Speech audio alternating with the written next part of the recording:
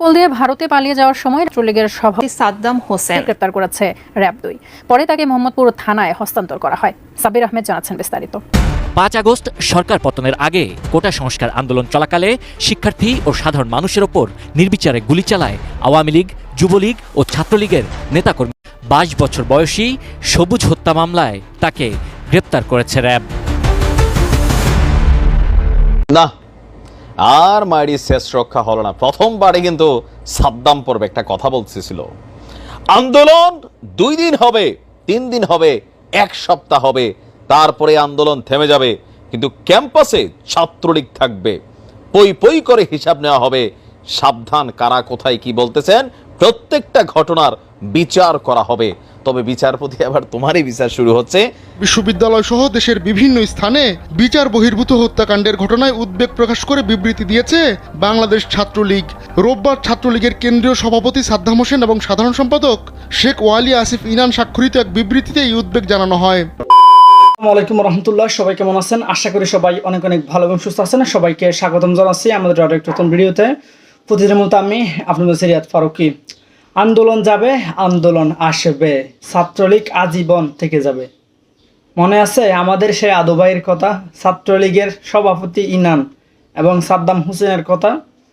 ইতিমধ্যে আপনারা জানেন আওয়ামী লীগ সরকার পতনের পরে আওয়ামী লীগের ক্ষুদ্র থেকে ক্ষুদ্র নেতাকর্মীরা যারা ক্ষমতায় থাকা অবস্থায় অপকর্মে লিপ্ত ছিল, এমপি মন্ত্রী থেকে শুরু করে সবাই কিন্তু একের পর এক গ্রেফতার হচ্ছে।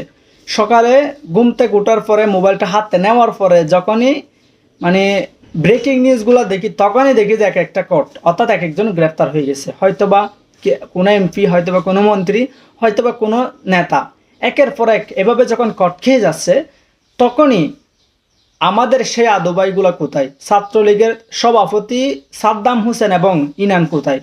এমন যখন প্রশ্ন সামাজিক যোগাযোগ মাধ্যমে, তবে আজকে সকাল ঘুম থেকে ওঠার পর এক ভিডিও আমার সামনে এসে আমি রীতিমতো হতভম্ব হয়ে যায়, যেখানে বলা হচ্ছে যে ছাত্রলীগের সভাপতি ইনান এবং সাদ্দাম ইতিমধ্যে গ্রেফতার হয়ে গেছেন। বিষয়টা কতটুকুর সাথে সে বিষয়টা আমরা বিস্তারিত দেখব। তার আগে আপনাকে অনুরোধ হয়ে জানিয়ে রাখতেছে আমাদের চ্যানেলটিতে এখন তাদের চ্যানেল সাবস্ক্রাইব করে সাথে পেন। ইতিমধ্যে ছাত্রলীগের এই দুই ব্যক্তিকে কড়া হুঁশিয়ারি করলেন বর্তমানে উপদেষ্টা না আসিফ মাহমুদ। ইতিমধ্যে তার বক্তব্যগুলো ইতিমধ্যে ভাইরাল হয়েছে, সে ভিডিও ফুটেজটা দেখব। ইতিমধ্যে বলা হচ্ছে যে ছাত্রলীগের এই দুই রত্ন যাদেরকে বলা হতো সে দুই রত্ন ইতিমধ্যে নাকি বাংলাদেশেই আছে এখনো। ইতিমধ্যে তারা দেখলাম যে একটা বিবৃতি দিয়েছে যে যাদের উপর হামলা টামলা করা হয়েছিল এই বিষয়টা নিয়ে কিন্তু ইতিমধ্যে তারা নিজেরাও মুখ খুলেছেন।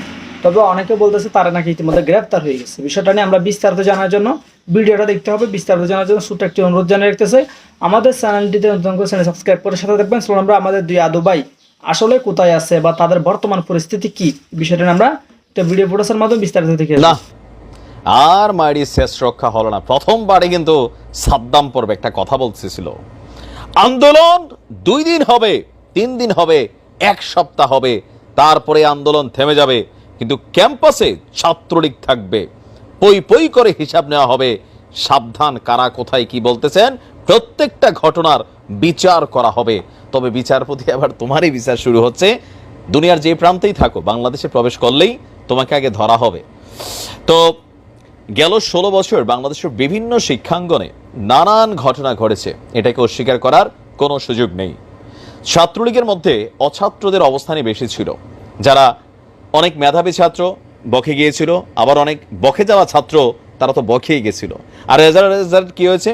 শিক্ষাঙ্গনগুলোতে স্বাভাবিক রাজনীতি ছিল না, ছাত্রদল স্থান পায়নি, ছাত্র শিবির অস্তিত্বই রাখে নাই, শুধুমাত্র ছাত্রলীগ ক্যাম্পাসে থাকতো, যার কারণে যত ঘটনাই হইতো বাংলাদেশের বিভিন্ন জায়গায়, মারামারি, লুটপাট, গুন্ডামি, এই জায়গাগুলোতে ছাত্রলীগ তাদের মূলধারা থেকে সরে গিয়া একটা সন্ত্রাসী গোষ্ঠীতে পরিণত হয়েছিল। এটাতে করছে কে? রাজনৈতিক নেতারা। এটা কিন্তু বাস্তবতা। তবে হ্যাঁ, আবার আমরা যদি ধরি সারা বাংলাদেশে এই ছাত্রলীগ নেতাদের মধ্যে এই ধরেন 20-30% নেতা ছিল যারা হয়তো এই মূল বখাটেপানা অ্যাক্টিভিটিসে অংশগ্রহণ করতো, কিন্তু 70% ছাত্রলীগের নেতাকর্মীরা তারা কিন্তু আসলে বখাটেপানায় আপনার অবতীর্ণ হয় নাই। 20-30% টাকা পয়সার জন্য আউলা ঝাউলা, ক্ষমতা, মাদক, নেশা এগুলোতে বইখা গেছে। আর ওই 20-30% এতটাই ভাইরাল হইতো তাদের ঘটনাগুলা, যেগুলো সারা বাংলাদেশ দেখতো। আর আজকের দিনে আওয়ামী লীগের এই পরিণতির পেছনে এই ছাত্রলীগের একটা বিশাল ভূমিকা কিন্তু সাদ্দাম বা এর আগে যারা যুগে যুগে ক্ষমতায় বসছে তারা রাখছিল। এখন তাদের জন্য বিশাল দুঃসংবাদ, এবার আর রেহাই হবে না। এই মুহূর্তে সরকারের একজন উপদেষ্টা খুবই গুরুত্বপূর্ণ, বৈষম্যবিরোধী ছাত্র আন্দোলন থেকে সমন্বয়ক থেকে সোজা আমাদের কি বলা হয় যে এই মুহূর্তে যিনি সরকারের ক্রীড়া মন্ত্রণালয়ের দায়িত্বে আছেন আসিফ মাহমুদ, তিনি আপনার নিভান্না আগুন আবারও জ্বালাই দিয়েছেন। তিনি লিখছেন গত 16 বছরের যারা ক্যাম্পাসে কয়েক হাজার শিক্ষার্থীকে নির্যাতন করেছে, হামলা করেছে ছাত্রলীগের নেতাকর্মীরা, এইসব ঘটনায় এখন পর্যন্ত মামলা হয়েছে শুধুমাত্র 2017 সালের একটি ঘটনার। তো তিনি বলছেন মামলা না করে যদি বিচার চাওয়া হয় তাহলে কিসের ভিত্তিতে বিচার করা হবে। এর পরবর্তী অংশে তিনি লিখছেন গত 16 বছরের ভিকটিমদের সুনির্দিষ্ট তথ্য, হামলা কিংবা নির্যাতনের বিস্তারিত অভিযুক্ত নিপীড়নের বিবরণ সহ মামলা করার আহ্বান জানাচ্ছি। এমনি মামলার হিরিক চলছে, তবে এটা অন্য লেভেলে ছিল, বাট এবার রিয়েল মামলা করার জন্য আহ্বান জানাচ্ছে যারা ছাত্রলীগের হাতে লাঞ্ছিত নির্যাতিত হয়েছে, সকল ডকুমেন্টস সহ। বলা হচ্ছে বিভিন্ন ছাত্র সংগঠনের সদস্যরাও ছাত্রলীগের হামলার শিকার হয়েছে, আপনারা মামলা করুন যাতে করে কোনো অপরাধী আবারও পুনর্বাসনের সুযোগ না পায়।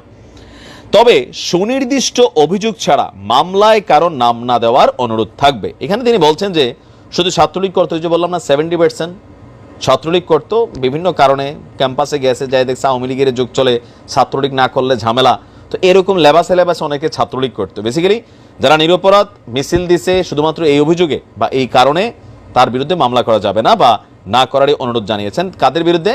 যারা সশস্ত্র অ্যাক্টিভিটিস চালিয়েছে, পিটাইছে, মারছে, ইফটিজিং করছে, কলারে ধরছে, গালাগালি বেয়াদবি, এগুলোর জন্য না, মানে আপনাকে আঘাতপ্রাপ্ত করছে, ওই লেভেলে যারা মানে শিকার হয়েছেন তাদেরকে মামলার জন্য অনুরোধ করেছেন। এখন এই মামলাগুলোতে আমার ধারণা আর কি, বর্তমানে বাংলাদেশে যে মামলার হিরিক চলছে এখানে 70% ভালো ছাড়া ছিল, তাদের মধ্যে অনেকে পড়ে যাবে। আবার এই নামগুলা ধরুন একজন অভিযুক্ত যখন মামলা খায় সে 5 জনের বইলা ফাঁসাই দেয়, এটাও কিন্তু আর একটা পরিস্থিতি বাংলাদেশে তৈরি হয়ে গেছে। তো এখন আসিফ মাহমুদের ডাকে সাড়া দিয়ে দেখা যাক যে সারা বাংলাদেশে ছাত্রলীগের হাতে নির্যাতিত কতগুলা মামলা নতুন করে আবার ফাইল হয়। ছাত্রলীগ করছেন, গুন্ডামি করছেন, হাজারবার কইছি রে বাবা বিপদে পড়বি। আমার তখন কিন্তু তুই দেশে আয়, আমি তো দেশে যাচ্ছি, এখন আপনি তো ভাই দেশে নাই। আজকেও যারা অন্যান্য দলগুলা করছেন তারাও কিন্তু একই জিনিস মনে রাখেন, জুলুম অত্যাচার আল্লাহর জমিনে এটা আল্লাহ পাক পছন্দ করেন না। আজ হোক কাল হোক ক্ষমতা আল্লাহর তরফ থেকে আসে, আবার আল্লাহ এটাকে কায়রা নিয়ে যায়। আপনি যা করে যাবেন সেটার রেজাল্ট আপনাকে ভোগ করতে হবে, এটাই বাস্তবতা। ভালো থাকুন, আসসালামু আলাইকুম। জাহাঙ্গীরনগর বিশ্ববিদ্যালয় সহ দেশের বিভিন্ন স্থানে বিচার, ঢাকা বিশ্ববিদ্যালয় ও জাহাঙ্গীরনগর বিশ্ববিদ্যালয় সহ দেশের বিভিন্ন স্থানে বিচার বহির্ভূত হত্যাকাণ্ডের ঘটনায় উদ্বেগ প্রকাশ করে বিবৃতি দিয়েছে বাংলাদেশ ছাত্রলীগ। রোববার ছাত্রলীগের কেন্দ্রীয় সভাপতি সাদ্দাম হোসেন এবং সাধারণ সম্পাদক শেখ ওয়ালি আসিফ ইনান স্বাক্ষরিত এক বিবৃতিতে এই উদ্বেগ জানানো হয়। এতে বলা হয়, সম্প্রতি ঢাকা বিশ্ববিদ্যালয়ে তোফাজ্জল হোসেন, জাহাঙ্গীরনগর বিশ্ববিদ্যালয়ে শামীম মোল্লা এবং রাজশাহী বিশ্ববিদ্যালয়ে আব্দুল্লাল মাসুদ সহ দেশের বিভিন্ন প্রান্তে সংগঠিত বিচার বহির্ভূত হত্যাকাণ্ডের বিষয়ে উদ্বেগ প্রকাশ করেছে ছাত্রলীগ এবং এর নিরপেক্ষ তদন্ত সাপেক্ষে জড়িতদের বিরুদ্ধে যথাযথ পদক্ষেপ গ্রহণের জন্য প্রশাসন ও আইনশৃঙ্খলা বাহিনীর প্রতি আহ্বান জানাচ্ছে কেন্দ্রীয় ছাত্রলীগ। কয়েক দিনের ব্যবধানে ঢাকা বিশ্ববিদ্যালয়, রাজশাহী বিশ্ববিদ্যালয় ও জাহাঙ্গীরনগর বিশ্ববিদ্যালয়ে 3 ব্যক্তিকে পিটিয়ে হত্যা করা হয়। হত্যাকাণ্ডের শিকার 3 ব্যক্তি একসময় ছাত্রলীগের রাজনীতির সঙ্গে জড়িত ছিলেন। সবশেষ ঢাকা বিশ্ববিদ্যালয়ে তোফাজ্জল হোসেনকে পিটিয়ে হত্যার ঘটনায় ব্যাপক আলোড়ন সৃষ্টি হয়। এ ঘটনায় ইতোমধ্যে কয়েকজনকে গ্রেপ্তার করা হয়েছে। এর কাপড় তুলে দেখালো যে হাঁটুর কাছে গভীর কালো চিহ্ন আর কি। তার বর্ণনা অনুযায়ী ড্রিল মেশিনের মতো কোনো একটা কিছু ঠোকানো হচ্ছিল, তো চিৎকার করে বলছিল যে আমাকে একটু ওষুধ দেন, অ্যানেস্থেশিয়া দেন যেন ব্যথা না করে। 2 জন ডাক্তার বুকের উপর পা চেপে তাকে আটকে রেখে বলছিল, হারামজাদা আন্দোলনে করতে গেছিলি না, এবার বুঝ। গতকাল আমি একটা জানতে পারলাম যে আমাদের প্রধান উপদেষ্টা যে আছেন ওনার বাসভবনের সামনে অনেক আহত ছাত্র জনতা ভিড় করে আছে, তারা তাদের কথা জানাতে চায় প্রধান উপদেষ্টাকে। তা আমি ওখানে গেলাম, যাওয়ার পর তাদের কয়েকজন প্রতিনিধিকে নিয়ে আমাদের প্রধান উপদেষ্টা ডক্টর মোহাম্মদ ইউনূসের সাথে বসলাম। বসার পর ওখানে ঘন্টাখানিক ছিলাম, তো তারা বর্ণনা করছিল কি ঘটেছিল সেদিন। তারা প্রত্যেকে হুইল চেয়ারে ছিল, একটা ছোট বাচ্চাও ছিল। একজন পায়ের কাপড় তুলে দেখালো যে হাঁটুর কাছে গভীর কালো চিহ্ন আর কি। বলো সেখানে সে যখন আহত হয়ে গিয়েছিল, ওখানে তার বর্ণনা অনুযায়ী ড্রিল মেশিনের মতো কোনো একটা কিছু ঢোকানো হচ্ছিল। তো চিৎকার করে বলছিল যে আমাকে একটু ওষুধ দেন, অ্যানেস্থেসিয়া দেন যেন ব্যথা না করে। তখন তার বুকের উপর পা চেপে, তার বর্ণনা মতে দুইজন ডাক্তার বুকের উপর পা চেপে তাকে আটকে রেখে বলছিল, হারামজাদা আন্দোলনে করতে গেছিলি না, এবার বুঝ। আরেকটা ছেলে, তার চোখের কালো চশমা ছিল, খুলে দেখালো, পুরা চোখ নিথর, প্রাণহীন। স্বাস্থ্যকর অল টাইম হানিকম, সব সময় অল টাইম হেলদি লাইফ। আর একটা বাচ্চা ছেলে গুলি খেয়েছে হাতে, জাস্ট ক্লাস 2-তে পড়ে, সে কাঁদছিল। আর একটা ভাই বর্ণনা করছিল যখন তার সাথে থাকা আরেকটা ছেলেকে যখন সে আনছিল দূরের একটা শহর থেকে, তখন অ্যাম্বুলেন্সে বারবার পুলিশ থামাচ্ছিল আহত ব্যক্তিদেরকে তুলে নিয়ে যাওয়ার জন্য, হয়তো হত্যা করার জন্য আহত ব্যক্তিদেরকে। তখন সে বারবার বলছিল যেখানে ডেলিভারি কেস, প্রেগনেন্ট মহিলা আছে। সর্বশেষ পর্যায়ে পুলিশ ইনসিস্ট করেছে না, এটা খুলতেই হবে। তখন সে চিৎকার করে দৌড় দিয়ে অ্যাম্বুলেন্স থেকে বের হয়ে যায়, বলে আমার ভাইয়ের মৃত্যু আমার সামনে দেখতে চাই না। তখন একটা আর্মির গাড়ি আসছিল, তার সৌভাগ্যবান আর্মির ভাইরা নেমে এসে তার জীবনটা বাঁচিয়েছে। আমরা যখন এসব বর্ণনা শুনি, আপনারাও যখন শুনছেন, আপনারা বুঝতে পারছেন কি একটা শাসন ব্যবস্থা থেকে আমরা মুক্তি পেয়েছি।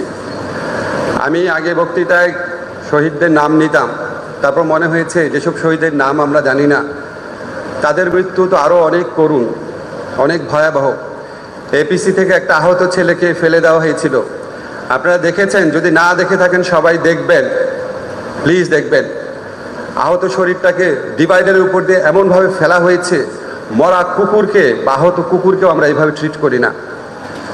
1000 জন কমপক্ষে প্রাণ হারিয়েছেন, 30-40 হাজার আহত হয়েছেন, চোখ হারিয়েছেন। এত রক্তের বিনিময়ে এই উপমহাদেশে কোনো কালে কোনো ফ্যাসিস্ট শাসককে প্রিয় দর্শক, বিষয়টা নিয়ে আপনার পরাজিত মতামত কি করতে হয় কমেন্ট নাই। করে জানাতে ভুলবেন না। তো কোনো সাথে থাকার জন্য সবাইকে অসংখ্য ধন্যবাদ। কোনো ভিডিওতে ভালো থাকবেন, সুস্থ থাকবেন, চ্যানেল সাবস্ক্রাইব করতে ভুলবেন না। ভালো থাকবেন, সুস্থ থাকবেন, আল্লাহ হাফেজ।